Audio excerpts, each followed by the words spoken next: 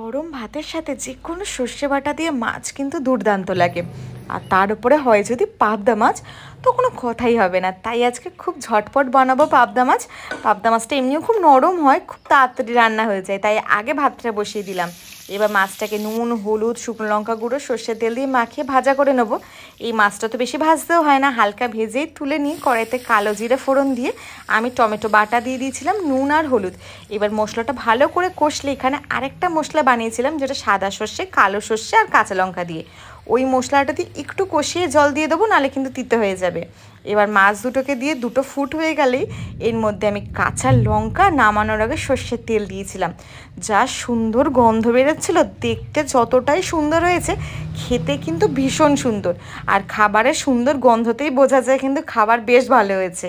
তো আমার দুপুরের আয়োজন তো রেডি। মূল আকর্ষণ আমার মাছটাই ছিল।